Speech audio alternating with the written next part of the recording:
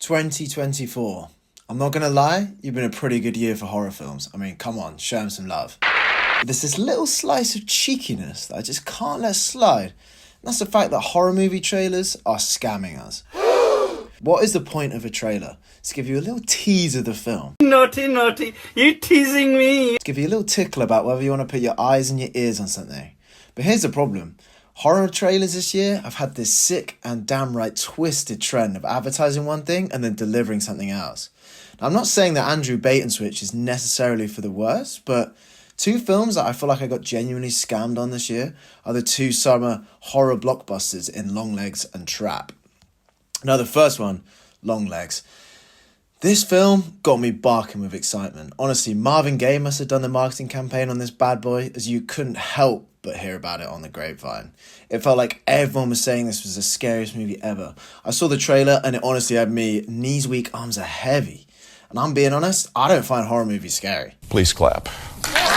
I've forever been chasing that fear of youth when you accidentally stumble upon top 5 scariest moments compilation on YouTube at a sleepover and it sends you borderline schizophrenic the whole next week. So I went into Longlegs armed with an unrealistic expectation of childhood nostalgia and more Calvin Kleins than a TK Maxx. But you know what? It just wasn't scary. I know horror is subjective, but you kind of have to do mental gymnastics to even call this film a horror. It was basically an episode of Mindhunter, dude. People were raving about the mystery of the villain of Longlegs, played by Nick Cage, saying it would send shivers down your spine. And in the trailer, they withheld any show of Nick Cage's character. And if you peeped the film, you could see why. I mean, come on. I reckon the marketing team took one look at Nick Cage and was like, take that out. For me, he just isn't scary. People in the cinema were laughing when he was on screen. He's meant to be the big bad villain, just cracking up. And honestly, I can't blame them, because I was one of them. And I'm not saying the film was bad. To be honest, I quite liked it for what it was. It's just more the absolute lengths of the marketing campaign and the hype that was like surrounding this film, that it's the scariest horror film of the decade.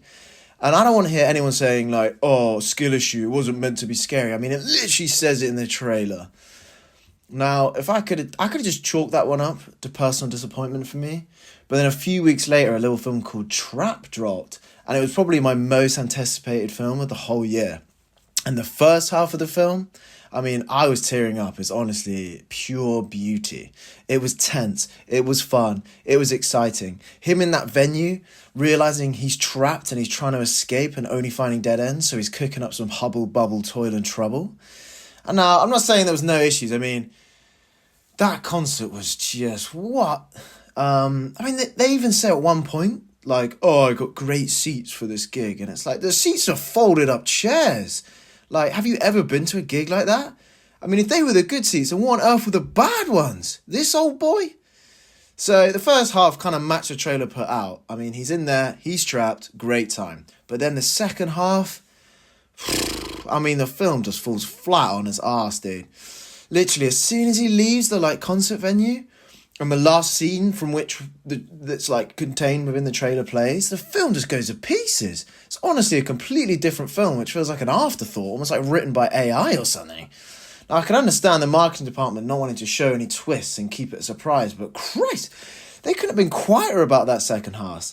Like, much like the omission of Nick Cage from the Longlegs trailer, it feels like the marketing team are just hiding these dark secrets and just keep letting you get lulled into a false sense of security, thinking I'll be watching a film that I was advertised for, and then when actually arriving, it's something completely else. I mean, what stage of capitalism are we at where companies weaponize the worst bits of films as some serious and cool things to discover and talk about with your friends and as selling points? Like, me and my friends were sat around plotting, like, how on earth is he going to escape? Is he going to do this? Is he going to do that? And then you get to the film, you see what actually happened, and it's a theatrical equivalent of opening a jar that's had a fart marinating in it.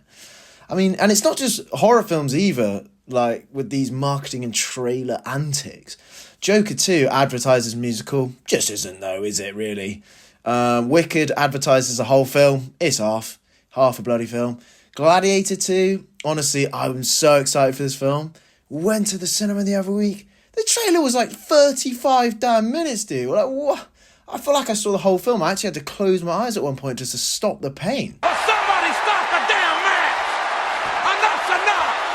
Round of applause to those marketing girlies with their Starbucks, Adidas Samba, Brat on repeat. They got me.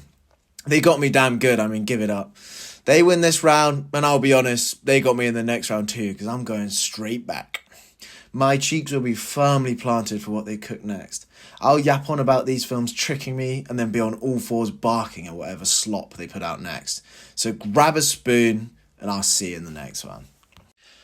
Okay, here we are. Danachino post-credit scene. I just watched Heretic with Hugh Grant, another horror film I was really excited to watch after a cool idea is presented in the trailer, and then I get to the film, you know what? I ain't got the words for this. Play the damn clip. Again, he's done it again! That is a foul! You fucking little bastard! You can't keep getting away with it! He can't keep getting away with it! He won't.